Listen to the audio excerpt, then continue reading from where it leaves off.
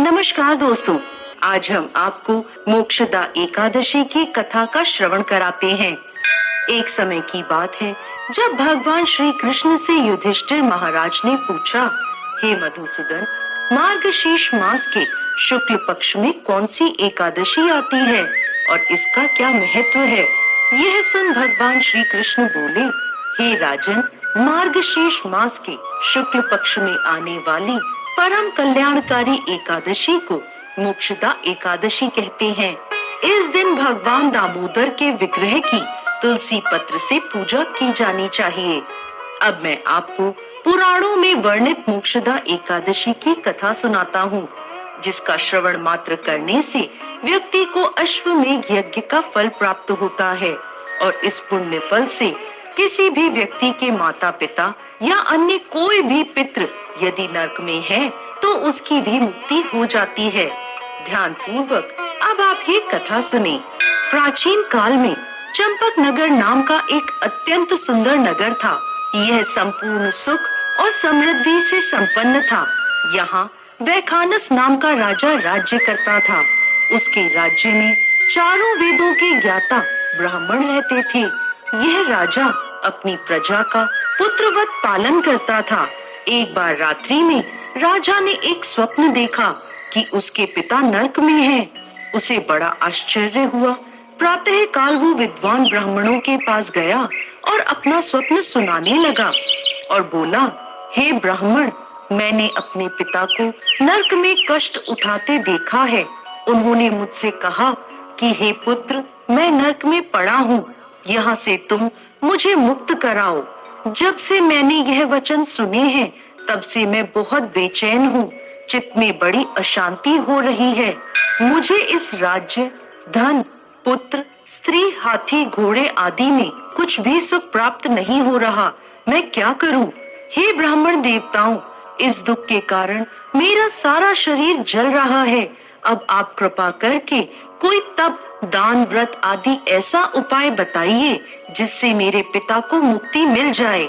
ऐसे पुत्र का जीवन व्यर्थ है जो अपने माता पिता का उद्धार ना करा सके।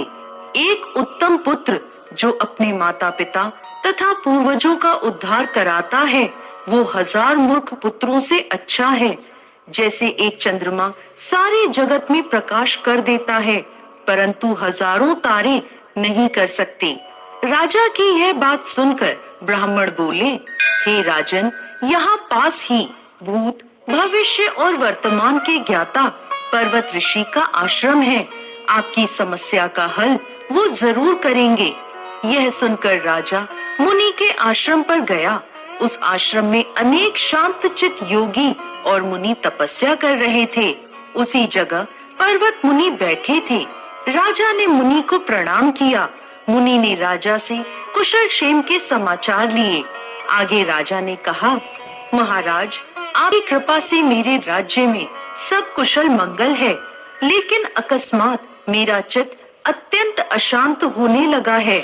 ऐसा सुनकर पर्वत मुनि ने आंखें बंद की और भूत विचरने लगे। फिर वह बोले, हे राजन, मैंने योग के बल से तुम्हारे पिता के कुकर्मों को जान लिया है। उन्होंने अपने पूर्व जन्म में काम आतुर होकर अपनी पत्नी को ऋतुदान नहीं दिया। उसी पाप कर्म के कारण तुम्हारे पिता नरक में पड़े हैं।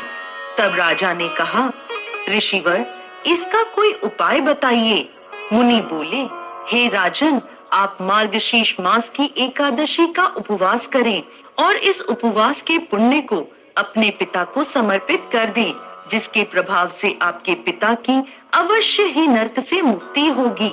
मुनि के यह वचन सुनकर राजा महल में आया और मुनि के कहे अनुसार कुटुंब सहित मोक्षदा एकादशी का व्रत किया। इसके उपवास का पुण्य उन्होंने अपने पिता को अर्पण कर दिया, जिसके प्रभाव से राजा के पिता को मुक्ति मिल गई और स्वर्ग में जाते हुए वो अपने पुत्र से कहने लगे, हे पुत्र, तेरा कल्याण हो। यह कहकर वो स्वर्ग चले गए। मार्गशीर्ष मास की शुक्ल पक्ष की मोक्षदा एकादशी का जो व्रत करते हैं उनके समस्त पाप नष्ट हो जाते हैं।